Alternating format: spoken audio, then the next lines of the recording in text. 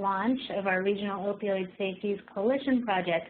This has been a long time coming, a lot of months in the planning, and we're really excited to have all of you around the table.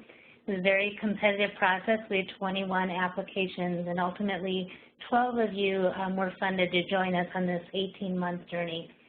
You may wonder why 12, since we had announced 10. It was both because we had so many great applications with people doing really good work, and we also had some support from the California Department of Public Health. With some extra support, we were able to extend the invitation to 12 counties and regions across the state, representing 19 counties in total. I'm a family doctor, and I come at this work, like many of you, both with a deep personal commitment and a professional commitment to it. Like many of you, I've lost a good friend to opioid overdose. I have another son of a friend who found his way back and is doing well after a very long and painful process. And professionally, in the last 10 years, I've worked on the opioid epidemic in the setting of a community clinic as the medical director, in the setting of a Medicaid health plan in San Francisco, and now from the point of view of the California Healthcare Foundation. So I'd like to say I spent the last 10 years working on fighting the opioid epidemic, and the previous 10 years being part of its cause, because as like many family doctors, we, with the best of intentions, treated people liberally with opioids, thinking that we were doing the right thing. And just one quick personal story, one of my patients at the health center, I found out how she was doing years later, long after I left that practice, and I ran into her sister, and her sister says, "Doctor, I have to tell you, when you were treating my sister and then you left, she thought it was the worst thing in the world. She was so upset. You were such a great doctor. She hated having to go to a new doctor, and especially because the new doctor thought she was on too much opioids and worked with her to get her off. But I have to say, you leaving was the best thing that ever happened to her. She's lost 50 pounds. She's got more energy, and she feels great." So I think all of us have both anecdotes of how hard it is to change a personal situation from someone who's dependent on opioids to having their life back again, but it's certainly possible, and we see in the data and we see on our individual stories that the people impacted by the opioid epidemics can come back and with our help. So just to put a little bit of framework on it, I want to go through what we're going to accomplish today. We're going to do a little bit of housekeeping about going through some details about the agenda, and then we'll, in the course of the webinar, talk about the vision and goals for this project. We'll show you a map of all of you and where you sit across the state. We'll talk about what the expectations are for being a part of this coalition, the resources that will be available to you during this 18-month process. I want to show you some bright spots, why we get so encouraged that we together can make a difference in California for this problem. And I'll introduce my colleagues, Christine Cristobal, who will be a project management and coach for this project, and also my colleague Emma Dugas, who will be providing communication support. So she'll go through some of the communication support, and then Christine will go through the final piece about logistics for our kickoff meeting on November 17th. So this session is recorded. If there are any of your colleagues who are not able to attend, they can always go to our website and we'll show you how to access that recording. We are using a tool called Basecamp, which is a private website that you'll all have access to, where we'll put resources and information that you may need. And so, for example, this recording will be on Basecamp as opposed to our public website. What we're trying to do with this program is make some resources available to the broader community. For example, many of the people who applied for the program that didn't get in will still be invited to the first part of our November 17th kickoff so that we all can share in that information. But we also recognize that when we're doing this type of hard work, there's a value for developing internal relationships and having some of that work be private, and that's the point of the Basecamp. In terms of this webinar and any future webinars, you can use the chat function. It's the bright blue button in the upper right-hand corner. And if you have a question for us, you can chat to the host. And if you have questions for the speakers or to put up for broader discussion, you can chat to all.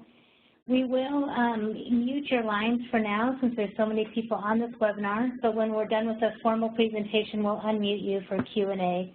And obviously, don't put us on hold as opposed to mute, because all of us have experienced the music that happens and how distracting that can be. And we will ask all along the way for your feedback about how well this is working for you and what we can do better. So there's an evaluation at the end, very, very brief, that we'll ask you to complete. This is just a snapshot of what Basecamp looks like for those who have never used it before. In its simplest format, it's a place to find documents, but there's also other functionalities that you can use to manage any of your own projects as well as the project that we're doing together. So why are we here? Our main goal is to decrease opioid overdose deaths, and we think we can hit the 30% mark within 3 years for those counties that we're all working on together. We've certainly seen those types of results in other areas. And we think that's best done by collective impact.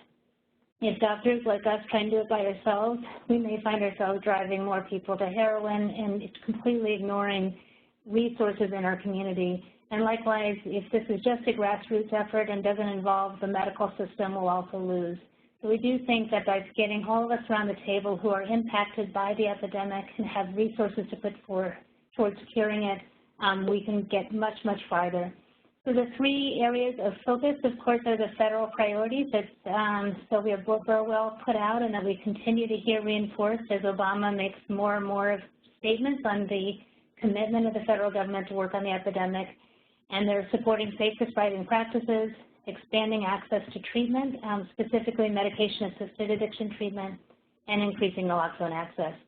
And we together will do a lot of learning together. We'll learn from experts, we'll learn from peers, and we'll have a group of expert faculty, and we'll have a coach as well. So anytime I do a presentation, I like to do a little bit of humor. This is a cartoon saying, ask your doctor if taking a pill to solve all your problems is right for you. As we'll talk about during the presentations now on November 17th, we got here through a lot of pharma money, some of it direct-to-consumer advertising, some pharma money funneled through professional organizations, medical boards, and based on that, we all were walking around with a lot of false assumptions. We are now in a situation where people are on doses of opioids that we've never seen outside of hospice and palliative care, and now we're seeing people around these doses for many, many years and learning about what the impact of those doses are. We used to think that less than 1% of people get addicted from chronic opioid use, and that comes from a study of less than 40 people who got IV opioids in the hospital after surgery. And since less than 1% of those got addicted, that stat was used to promote liberal use of opioids long-term. And so again, as it became uncovered that that statistic is not true, we're seeing the rates much, much higher, and the rates of 10% or more developing addiction disorder from these opioids when used for chronic pain. We used to think there's no dose limit, and we're learning that the higher the doses are, the increased mortality. We used to think we were helping people with these opioids, and now we're seeing that, there may be some exceptions, but a lot of people who take opioids long-term find that they actually aren't helping pain. They may make pain worse, and that they also have a host of other medical complications that we never knew about before: sleep apnea, lower hormones leading to osteoporosis and fractures, depression, decreased ability to participate fully in life. These are things that we know now, but we didn't know then. And this is a quote from the Joint Commission Guide. This is a pain management guide that was sponsored by one of the makers of long-acting opioids, OxyContin. And this is what the kind of thing that we clinicians were hearing and seeing back as recently as 10 years ago. Some clinicians have inaccurate and exaggerated concerns about addiction tolerance and risk of death, and that this attitude prevails despite the fact that there's no evidence that addiction is a significant issue when persons are giving opioids for pain control. So again, we're part of a real culture shift where we're having to undo the messages that we all learned and that we all taught 10 years ago. Again, now we know that addiction is much higher than we thought, and there are some studies that show even though it's only 10% who may meet the criteria for opioid use disorder, that there's over 50% lifetime misuse. We know that the higher doses are associated with increased disability and death. We know that it may not help for chronic pain. And what I think most interesting, and we'll get into this in a little bit in our in-person meeting, is what opioids do to brain chemistry, because by basically understanding a little bit of neurochemistry, we will be able to understand how that can impact our policy decisions and how we decide to treat the epidemic. And very briefly, when you're on opioids long-term, whether it's heroin or chronic prescription opioids at high enough doses, it actually changes your dopamine access in your brain. And dopamine is what we use to motivate ourselves, to get out of bed, to have reward for doing things, and avoid things that are distasteful. It's a key survival mechanism, and that access gets dramatically changed with long-term opioid doses. And that's specifically the reason that there's so much evidence developing about the benefit of opioid replacement. In certain individuals with addiction or whose brain has been permanently damaged by the use of these opioids, opioid replacement in the form of buprenorphine or methadone stabilizes the brain, and treatment with medications is showing to increase retention rate in treatment and lowers the death rate. And this is a real shift. For the longest time, doctors like me had nothing to do with addiction, and the addiction professionals were really outside the medical system. And for the first time, we're seeing that gap bridged with medications that we know work for addiction and are better than the social model alone. But if we physicians start down the path of thinking a pill will cure everything, then we'll be wrong once again. So again, this is an opportunity for sectors of our society, the substance use professionals and medical professionals, to start working together for the first time, recognizing the combination is better than us trying to attack this by ourselves. And I think that it's worth sharing some comparative numbers, because it's a little bit shocking when we look at how much as a nation are we spending on opioids. The number is estimated to be $72 billion a year if you look at the cost to the justice system and the medical system. And you can see how that dwarfs the total national spend, the total federal spend on corrections, education, everything we do for science, international affairs. It ends up a pretty shocking number. And if all you do is say, well, you know, I don't believe the numbers about justice because that's an estimate, if you just look at the amount we're spending on opioid prescriptions, we've doubled, or in other words, spending more than $4 billion more on these prescriptions than we did in 2001. So even if all we did was roll back opioid prescribing to how we were prescribing in 2001, which we may argue that that was overprescribing then, there's a substantial amount of money to be saved. And the main argument for saving money is it allows us to invest in programs that will work, as opposed to systems that have gotten us in trouble. California as a whole has about the same overdose rate and prescribing rate as the country as a whole. So if you look on average, there's enough prescriptions prescribed for every single Californian man, woman, and child to take a Vicodin a day around the clock for a month every year. And so if you take that way of thinking, you know, if you convert all of the opioids into Vicodin, something that's fairly familiar, how does that translate across California? So San Francisco and the entire state, there's enough opioids to supply every resident with 4 Vicodin a day for a month. Sonoma County is double that. It's 8 Vicodin a day per month, and Lake County is substantially higher, 19 Vicodin a day for a month. So we are seeing shifts, and I do want to credit the folks on the phone from Lake County. They've done a lot of work in this area. But we see a big difference between the north and the south, both in terms of death rates and in terms of prescribing rates. We also see a big difference in terms of the access to narcotic treatment programs. Now, the red sections of the state are those who have no methadone treatment programs. And as we'll talk about, methadone is not the only option for opioid dependence. But it is a reflection that the high death rate, high prescribing rate very much mirrors the areas of the state that don't have access to the traditional substance use treatment sector. And so this is something as a community we all want to work on together. So when you think about how to tackle this, it can seem very overwhelming to try and do all of this at once, when we think about the volume of people affected by opioid overuse. And I've found it helpful to think about the harm continuum. And the harm continuum starts when people start using opioids every single day. So one thing that we as a community can do is figure out what alternatives do we have for pain, so that in the emergency room, in primary care, we're using other choices than opioids, because we're discovering that for 100 people who take opioids for the first time, 25 of them become chronic users. And it's a very high number. We're certainly seeing that in teenagers when they get opioids for a minor injury. Sometimes it sets people down a very challenging path.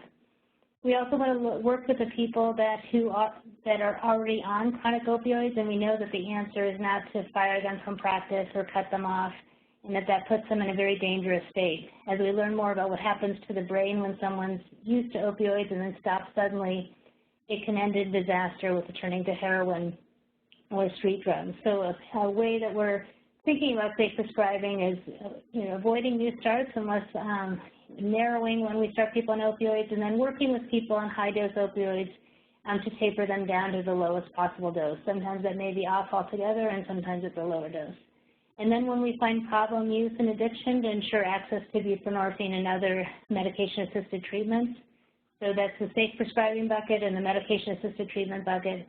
And then finally, we know that people die all along the continuum, that we see deaths with people's first opioid use, with chronic opioid use, and with people with addiction, and that most people who die from opioids are not addicted and are not doctor shoppers. Most of them are taking drugs from their own doctor. So again, since we in the medical community cause this problem, we all need to make sure we're treating people compassionately and trying to figure out what each person needs to be able to be safe. So I won't go into these in detail since they were in the application, and I think many of you know them well, but in this regional coalitions, together we'll be working on these 3 strategies in different ways, and we're asking each of you to adapt on what you want to work in the community. Some may start with the emergency department, but that's a small percentage of the opioids that hit our community. And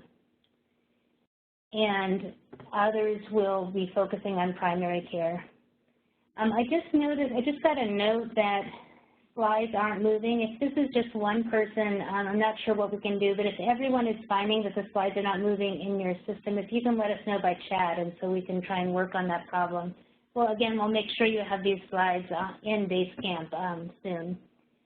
So safe prescribing practice is another opportunity, and we'll be allowing, we're inviting Eddie to come do a demo presentation on November 17th. So those of you who are not familiar with this program, it's a program that's spread throughout Washington, Oregon, and several other states. It's getting started in LA, Alameda, Monterey.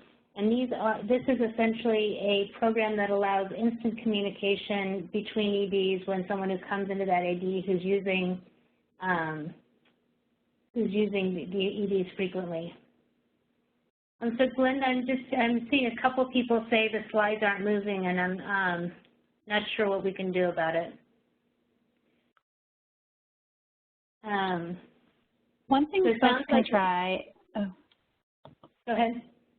Sorry, Kelly. One thing folks can try is they can go up to the menu view and then click on Synchronize My Display. Sometimes that helps. Okay, and I just hit Synchronize for all, so I'm hoping that that helps. So in any case, for those of you who are not familiar with Eddie and if it's something you want to learn more about for your community, we'll have that opportunity on November 17th with a representative from the organization. The reason we're promoting this one particular approach is that it's incredibly low cost to join. It's highly functional, and emergency departments who use it love it. And there's a way for community clinics and health plans to participate in the care management. So right now there's not another competitor in the field who's on the ground doing this, which is why we're promoting this particular vendor. The second strategy, as we've talked about, is medication-assisted treatment, and the way that's being framed in a lot of discussions is not creating opioid refugees. For people who are dependent or addicted, finding ways for them to get the treatment that they need. One of the things that we've identified is that, as you know, in order to treat people with buprenorphine, you need a special license called an X license that only physicians can get at this point, and it takes an 8-hour training to get this particular license to use buprenorphine for addiction. Buprenorphine is a Schedule III drug and can be used for pain by any prescriber, but you can only use it for addiction if you get this license. And what we found is that half of the X licenses in California are not prescribing buprenorphine.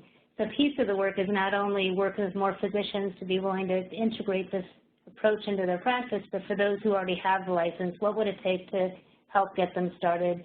We just had a conversation this morning with a nurse from Massachusetts who created a program where nurses manage the patients in the program and physicians play a minor role. And this may be something that we can explore in counties where the physicians don't have time or don't have the interest to take this on. And we know that the other states have had dramatic increases in the number of physicians who are willing to prescribe buprenorphine when they did a program with Project ECHO. And ECHO is a setup where there's a specialist on a video camera connected to several clinics on video cameras, and it's a way for remote sites to get the advantage of having a specialist to ask advice of, to review cases, to build your own knowledge. And through this video telementoring option, New Mexico is dramatically able to increase the number of buprenorphine prescribers in their state. And again, I know that at one point someone accused me and says, well, you just like buprenorphine. And I want to make it clear that the point of view of CHDF and my own point of view is not a preference for particular treatment for addiction, but we also want to look at the evidence. And there's a lot of evidence that when you look at comparatively methadone, buprenorphine, and naltrexone, there's a big difference in retention in treatment and also a big difference in death rate. We've seen much higher death rate on leaving naltrexone when it's used by itself without other options. So again, naltrexone, methadone, and buprenorphine, there's a role for each of them in treatment, and we want to become a state where anybody who has a problem with addiction has access to all three, in addition to behavioral health treatment, addiction resources, counseling, everything that someone needs to be able to find recovery. And finally, I want to say something about naloxone. I think now it's become a word that a lot of people are familiar with. It's an antidote for opioids, and dramatic stories in San Francisco, for example.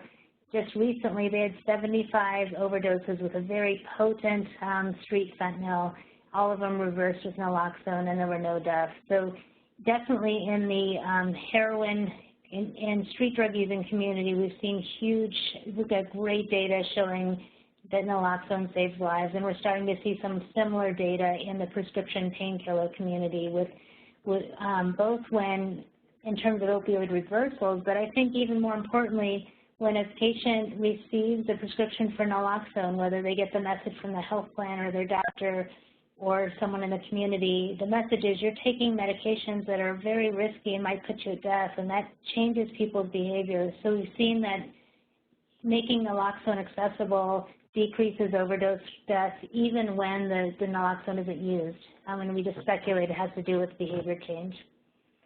And I saw a great presentation by Philip Coffin on naloxone, and he said some success with getting people to accept naloxone has a lot to do with language. And they had one particular patient who said, I don't know why you keep talking to me about overdoses. I would never overdose on my medicine. That won't happen to me. And this is someone who had to use naloxone 6 times in the last year when he stopped breathing from using his prescriptions. In his mind, the word overdose means suicide, which he would never do. But instead, he decided we're getting a side effect from medications. It just happens to make me stop breathing. So again, there's a lot to learn about how to make naloxone available and how to help make sure it's accepted both by patients and by prescribers and community organizations. But I want to recognize we're so happy about the participation. As you can see by the red stars, we've got participation from all across the state, northern, central, and south. And you'll all have the opportunity to meet each other on November 17th, and we'll be carving out some times in the November 17th session. So just so we can get a sampling and you each can see who's in the room, if you could go to the chat box and type your name, organization, and region, and send it to all participants. It'll be a fun way to see who's on the phone and to get a sense of the variety of people. Again, what we saw in the applications was really impressive, that it wasn't just one system. We have medical societies and hospitals, pharmacists, substance use providers, corrections, law enforcement. It really does seem like each community is taking it seriously to get broad representation. So why don't I turn it over to Christine, and why don't you tell us a little bit about the expectations for the coalition? Great, thanks, Kelly. Hi, everybody. This is Christine Cristobal, and as Kelly said, I am a project manager for this effort, and I will also be your improvement coach. And so we'll be getting a chance to meet pretty frequently over the next 18 months by phone mostly. So the expectations of the coalitions, we've really tried to make sure that we streamline them and that they're really clear. And you'll see this, you know, from the RFP to our conversations about today that we have, and also through your progress reports, that they are really focused just on a few things. So Kelly talked about the 3 priority areas of safe prescribing, medication-assisted treatment, and naloxone. And so what we're expecting is that you all will develop with support SMART goals and action plans for each of those 3 priority areas. And in your applications, actually, you've already sort of laid down the foundations of those. In order, of course, to meet those goals, you will have to develop your coalition infrastructure. Some of you have already been working together as a coalition, and some of you are brand new to each other. And so we want to hear about how you're structuring the coalition. You may be having multiple task force meetings or task forces to support the 3 priority areas. We hope to see a communications plan from you, and also that you'll be able to avail yourself of the communication support that CHCF will be offering you, and you'll hear more about that in a little bit from Emma Dugas. Excuse me, there's also a data collection component of this, of course, and in your applications you've laid out some early thinking around the measures that are going to support your work in the 3 priority areas. We will also be looking for your full participation in all the peer-to-peer learning opportunities that we're pulling together, which I'll tell you about in the next slide. Again, there will be some coaching from me, and as well as mentoring from experts who have led coalitions or who are leading coalitions. Finally, the last expectation I wanted to mention is that there are 3 progress reports. They'll be due in June and December of next year, and then June the following year, so every 6 months. And I see a lot of folks typing in the chat about where you're coming from and your organizations. Another thing we thought would be kind of fun to see is if you type into the chat the one thing that you're most excited about now that you're part of this coalition work with CHCF. We'd love to hear what's something that you're most excited about. And please go ahead and use the chat for that. And Kelly, if you want to forward to the next slide. On the next slide, let's see if I can advance this. Oh, wait. Okay, so here are some of the resources, again, that I want to mention to you, that we have peer-to-peer learning structured for you in our convenings and our webinars. As I'm sure you all know, our first convening is coming up on November 17th. That's just a little bit less than, I think it's a couple weeks away. Yes, just 2 weeks away. Several of you have registered already. And we are hoping that you, as if you're a project lead for your coalition, can help us spread the word and get the rest of the coalition members that you want to attend to register. Our registration deadline is on Monday, November 9th. And that gives us just 1 week before November 17th. And during that week, that's when we need to make all of our plans with the hotel for make sure everybody's got a seat and everybody has food. So please do register by November 9th. We're going to have a couple of other convenings, one in September of next year and then a final one in May of 2017, when we all get to celebrate the great work that you've done over 18 months. Our webinars are going to be just like today, about an hour and a half. There'll be an opportunity for us to hear from other faculty, go deeper on some topics, maybe address some topics we don't have time to in our in-person sessions, and also to hear from all of you and how things are going.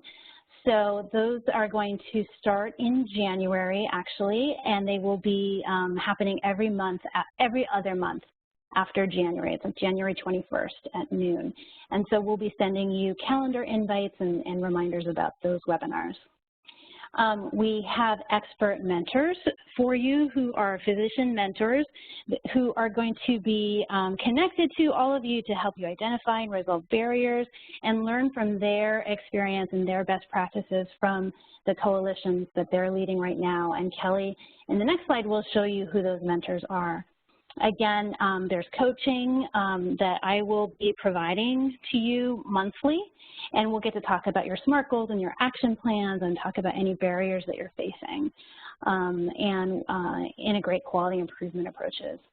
And then finally, a major element of this is the coalition work that you'll be doing, that the mentors and the coaching will kind of help support as you work on kicking off and structuring your coalition. So this is a very busy slide, but I wanted to give you a sense of the breadth of expertise that will be available to you by joining this coalition, and what I wanted to do is give us a sense for the different specialties and special interests and skills that the different faculty and mentors have. Each of you will be assigned to a particular mentor, but if you and a mentor identify that you need something specific that the mentor is not an expert at, we'll have that opportunity to pull in other expertise. So Bob Moore, CMO of Partnership Health Plan, obviously has a lot of expertise in how health plans have approached this epidemic and has had a lot of skills in his area. James Gasper is an addiction pharmacist for the Department of Healthcare Services and is an expert on medication-assisted treatment and enrolled pharmacist on the care team. Joel Hyatt has led work with Southern California Permanente with Kaiser and has done a lot of work with primary care and specialists to try and promote practice change to change a prescribing culture. We have 3 members, including the Director of California Department of Public Health, who were partners in this project. You'll meet Dr. Karen Smith, the Public Health Director, in our kickoff meeting, and Julie and Steve are both leading a large project that the Public Health Department's doing that's very closely working with our project. Matt Willis is the leader in Marin, who's done great work, and we're featuring some of his slides. If you look at our RxSafe Marin website, they've got a really nice structure that for coalitions that are just getting started, something that you can learn from. They've also had some really interesting stories about engaging law enforcement and having law enforcement at the table. Mike Small is the Director of Cures. Many of you may be aware that the program that allows prescribers and pharmacists to access data about where and when patients are getting controlled prescriptions, whether they pay for them in cash or through insurance plans. He is leading what's called Cures 2.0, and what that will allow is physicians, any prescriber, pharmacists to access this website without some of the difficulty that the original Cures 1.0 had, no more notaries, streamlined online enrollment, and there'll be dashboards and more information, including alerts sent to prescribers for patients who have high-risk medication combinations.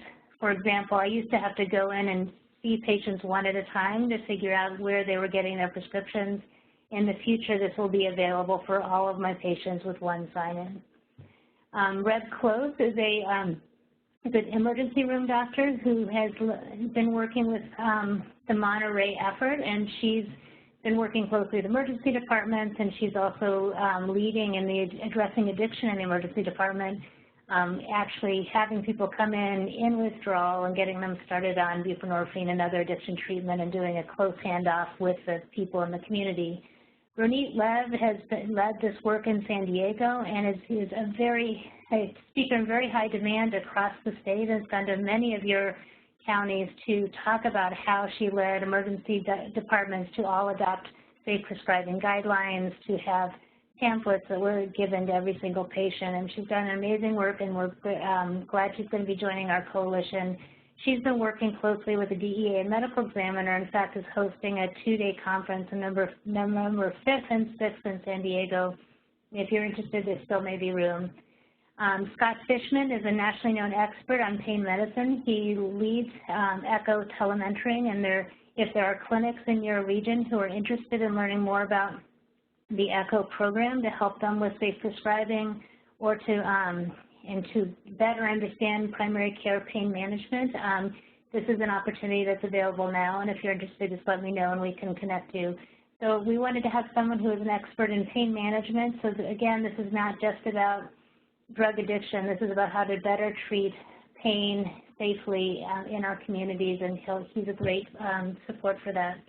And finally, Dr. Wendy Anderson is a palliative care specialist, and one of the things that we're really concerned about is as we all get on board about safe prescribing, that this doesn't abandon patients who need opioids for palliative care, for hospice, and it's certainly for people who need them for acute reasons like surgery or injury. So she'll be providing some expertise in that area.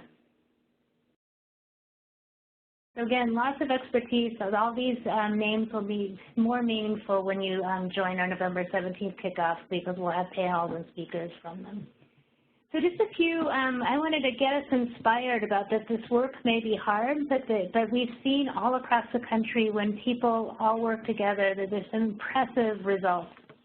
So Florida, you may have known, is notorious for pill mills, and they've been able to drop their death rate in 2 years by 18%. And their main approach has been a law enforcement approach, but their death rate has been rising 59% over the last 6 years, so bending that curve down is impressive. New York City dropped deaths in Staten Island by 29%. This effort is pretty famous. There's a New Yorker article about how Staten Island was really an outstander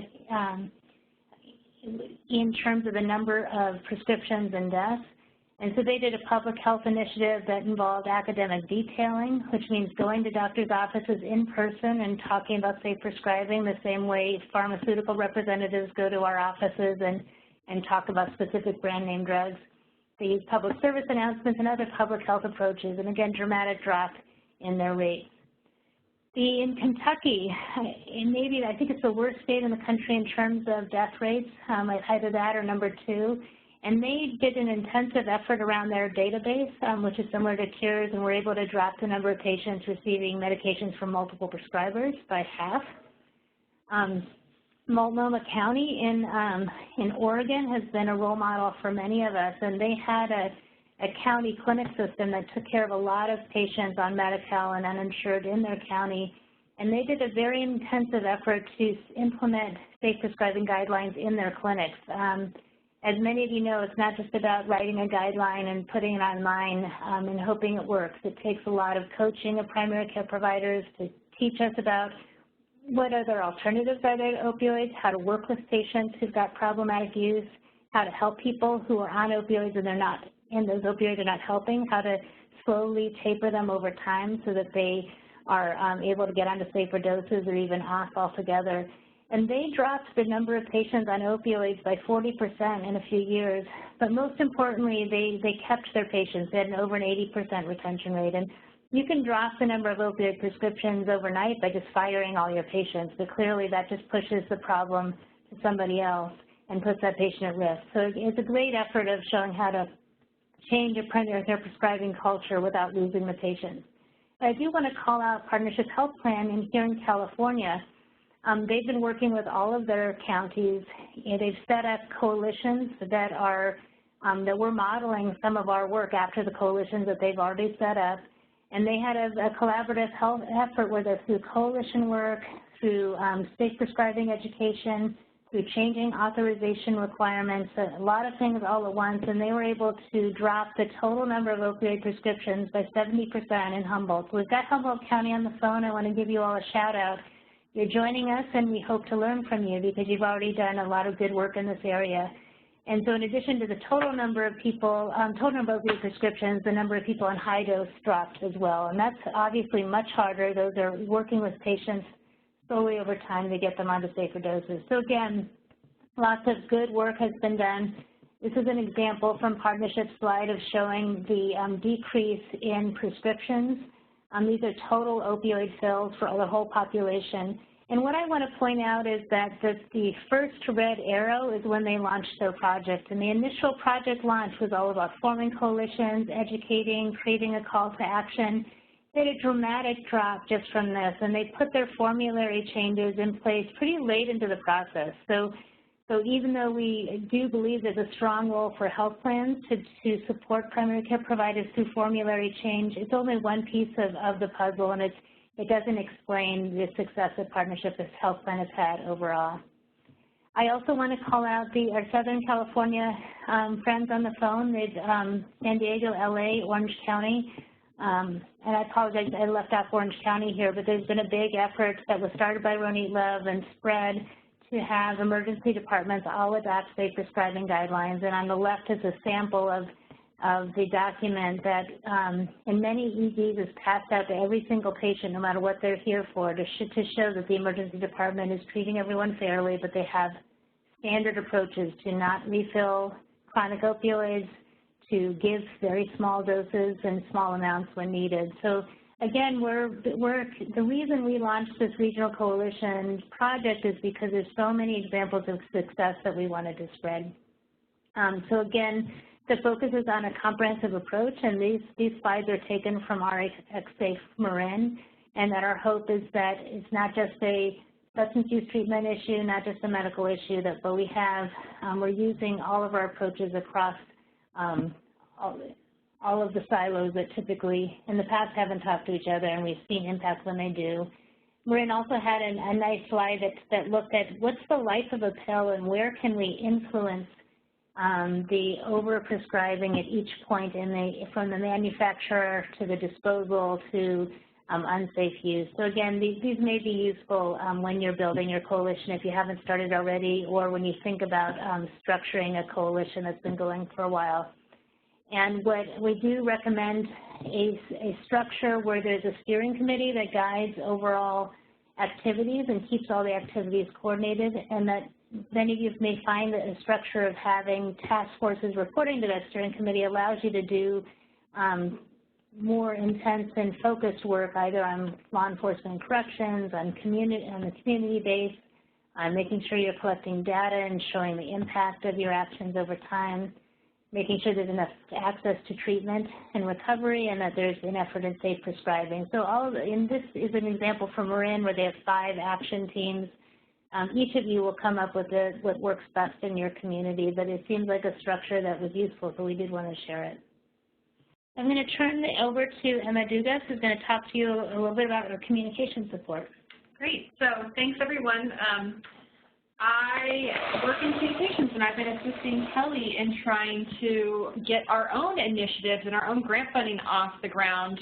And there's a lot of very tactical, practical tools that can help you get the word out, help you do your outreach, help you clarify your messages, and encourage people into your big tent. And I think that that's what I want to be able to spread, is all the work that I do here within the foundation, and encourage you to replicate some of those best practices. So some of the things that I'm going to be talking about are going to be very tactical and very practical. So I listed some of them here. A template press release. I'm working on that right now, and we should be getting that out to you very soon. Stock language and definitions. You probably have a lot of this, but I have found it incredibly helpful to have language that I consider to be safe, in that it's not stigmatizing, it's not going to offend any particular stakeholder, and I can use it on the website, I can use it in invitations, I can use it as talking points with media, I can use it in a multitude of different ways. Those are your key messages. We're also going to be able to provide information about subscription management services that allow you to send out mass emails without getting blacklisted. We're going to talk about media basics, which includes letters to the editors, op-eds, news articles, those kinds of things, and actually how to build a targeted media list and how to pitch to media. We're also going to be helpful, I think, as you look at those different work groups and steering committees, and thinking about the communication processes that are going to make all those disparate kind of work groups be able to filter into one single point of contact that at least can know where are my wins this week, what am I promoting, what have we done lately, what can I push, what's relevant, what's newsworthy, and how do I put some communications juice behind what we've been doing. Also, along those lines, identifying spokespeople and telling a compelling story, that's maybe not something that you've done in the past. That might be a new muscle, and we just want to help you build that muscle. So there's going to be lots of different things, and then I think I'm going to just advance my slide. The structure for all of that stuff. So that sounds like some good stuff, hopefully. We're going to be kind of trickling that out over 10 webinars. And so it's going to be very much like a boot camp. And we're going to have a pre-read before each webinar. Each webinar will actually be recorded and archived as well, so that if someone can't join the live webinar, they can view it later. And the pre-reads are going to be kind of just a longer text version of a lot of the same tips and tools that we'll be talking about in the webinar, but it'll be for people to be able to do a deeper dive. The webinar will be a little bit more about, you know, sharing how different coalitions have used this tool or this tactic, and kind of doing some peer learning as well. I envision that the webinars are going to be, they really only need to be attended by the communication leads within each coalition. So you don't need to have, you know, 4 people or 10 people or whomever from your coalition attend the webinar. It's just the communication lead is fine. And I understand that the communication lead might be wearing a lot of hats, and so they may need to delegate, they may have a second in command, or that communications person may even change over the 18-month grant period. We're flexible to all of that. Again, with a lot of this curriculum is going to be archived, it'll be able to be viewed later, and it could actually be spread if you find there are other people within your coalition that you think would benefit from some of these, some of this curriculum. Then finally, we also are going to offer office hours with communication consultants. So we're thinking at current that each coalition would get 10 hours of consulting phone time with experts in communication. This might be if you have, you know, something going on in your local area, and maybe it's not a crisis, but maybe you want to get some communications thoughts about how to respond. Or maybe you want to do something like a public awareness campaign, and that's a little bit more stretching your current muscle that you have for communication, so you want to kind of up your game. You know, whatever it may be, I think communications and having that bank available to you, whether you want to use it early or kind of middle or late in the 18-month grant period, you know, that'll just be something that's there for you that I think is really going to be tremendously helpful. And then I'm going to be pulling together lots of example materials. So I think that publication fact sheets, issue briefs, all that kind of stuff, you may have some of that. And again, I don't think that you'll need to develop it all from scratch. I think there's a lot of resources out there. But I'll be talking with your communication leads about what makes this tool effective, what makes this piece of collateral useful, and how would you use it with the community. And then we'll be doing peer learning, again, about how other coalitions have used it. So RX Safe Marin, you know, how have they approached publications, for instance. So that's the kind of overview of the offering and the structure of the offering. You guys are all in very different places as far as your communications muscle. So I had developed a kind of current capacity survey. It doesn't mean that you need to be able to be fluent in all of these kind of 7 areas that I have this quick 7-question survey, but just complete them honestly and truthfully to where you are right now. And those are going to be the things that I'm going to be taking as input from you as to how to customize this offering and make it the most useful for the most of you that I can. And then also, if you have any suggestions about communications, like areas where you think you could really use a primer, please, you know, get that information in to Christine or Kelly or myself, and we will try and work that into the syllabus of the bootcamp. So thanks, Emma. Again, we expect that there's going to be a lot of variety on the phone about skills in communication, skills in building coalitions, and we will do a lot of learning from each other. So I wanted to now walk through the November 17th agenda so you know what you'll be seeing, and we again hope you can you can bring a lot of your coalition folks to Oakland. I think it's going to be a really amazing day. I think we've got enough room for each of you to send 10 people, but if you want room for more, we certainly can do so as space allows. So again, we're going to have breakfast at 9, and then Dr. Karen Smith and I will kick us off with some remarks to set the vision and the stage for what we want to do. We'll then have a panel where we're going to be looking at safe prescribing coalitions from other counties, and so see what we can learn from San Diego, from Marin, from Monterey, and from LA. All 4 of those areas have been doing this work for a while and have some great advice to share. We'll have some table exercise to put this in practice. We certainly recognize that we're all adults and we can't listen to lecture all day without a break, so that we are trying to make this interactive and interesting for you. We're going to have a section on medication-assisted treatment and naloxone with James Gasper and Phil Coffin, the 2 experts in this area. During lunch, we'll have some optional demos. So I'm sorry, this is a typo. It should be Mike Small will be demoing the new Cures 2.0, so you know what to expect. And we'll have a representative from Eddie Travis Smith demoing the Eddie program, so you can learn about what that looks like and how that could benefit your community. We'll have a networking activity for an opportunity for you to meet some of your peers in other counties. We're going to have someone come in from the patient perspective, and this is just, again, a best practice that whenever we're working on a problem to try and bring the human face to us. So there's a woman named Ann Burwell who wrote a book about her experience with her son who had opioid use disorder, so she'll have some really interesting things for us to learn from. And then we're going to have a communications workshop. As we mentioned, there's going to be other counties who are not part of this regional coalition groups who will be participating, and they'll attend everything together from up to 2:30. And starting at 2:30, it will just be the folks who are in the coalitions, these 12 regions, and there'll be an opportunity to do a communications workshop with Emma, and then do some breakouts. And we chose based on feedback what people wanted to learn most about. So when you register, you'll have an opportunity to choose breakouts, and hopefully between the people attending, you can spread each other out. So how do you launch a coalition? How do you have a call to action will be one section. Medication-assisted treatment and naloxone, primary care guidelines is another section. And then we'll have the second breakout. You'll have a choice between Cures, Eddie, partnering with DEA and law enforcement, and then data dashboards and collection. And then that will be the day. So, Christine, you want to walk us through some next steps? Absolutely.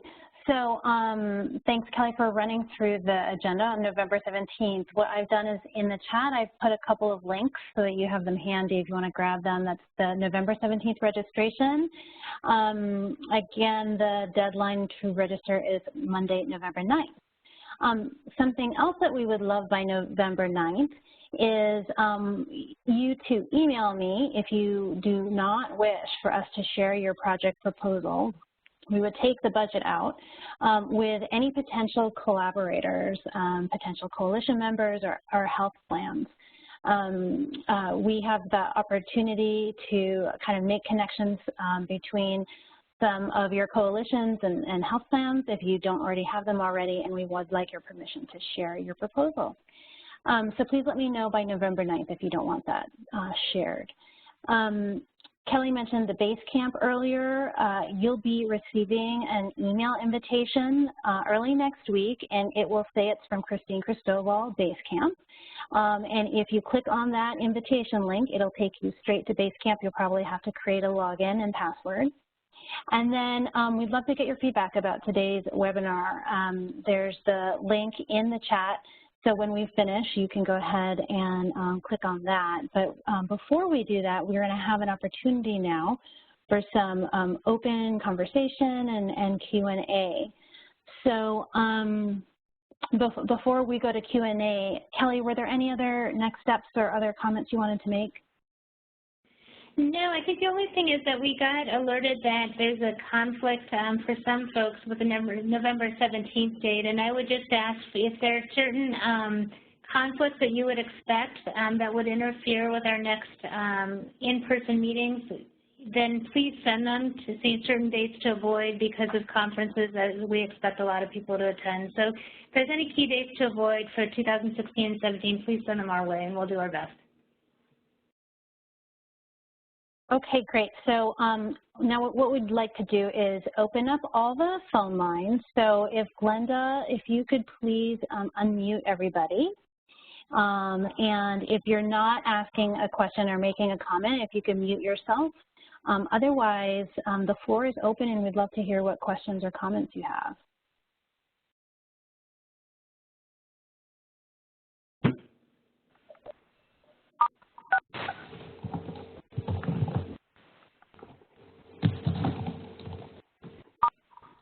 Sounds like the lines are open. So anybody have a question or comment?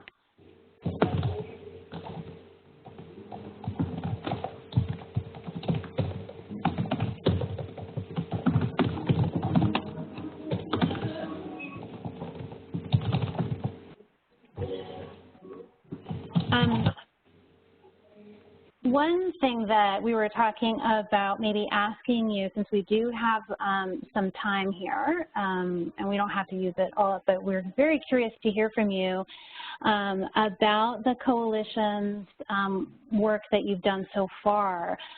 Would people be willing to share what your coalitions have started to do, whether you're a brand new coalition or whether you've been in a coalition for a while?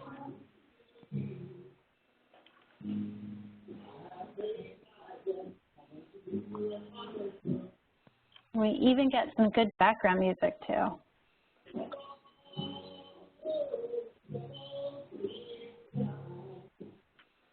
I'm thinking with such a large group and we haven't yet built trust among each other that this may not, maybe we will just close the webinar. We will have opportunity to share stories when we meet in person with November 17th. But let me open it up one more time. Any souls out there who would be willing to share some stories about what you've done so far?